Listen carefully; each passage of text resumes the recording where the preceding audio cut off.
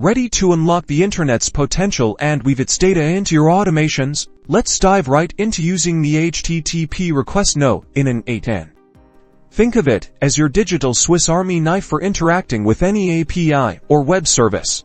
First, every workflow begins somewhere, and that's with a start node. This node triggers our flow in many cases. Workflows like this might be triggered by something else like a new customer in a database. Now, drag in an HTTP request node from the left sidebar and connect it to your start node. This is where the magic happens.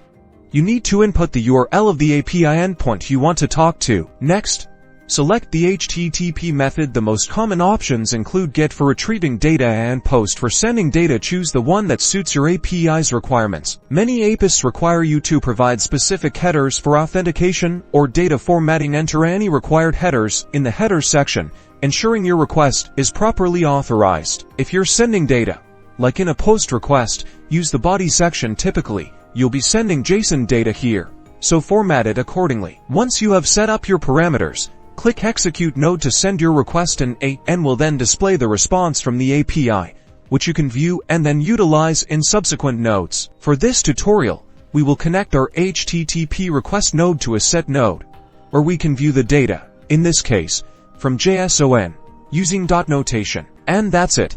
You've now successfully integrated an HTTP request into your N8n workflow. Experiment, explore different APIs, and start automating your data flow today. And remember to subscribe for more N8n tips and tricks.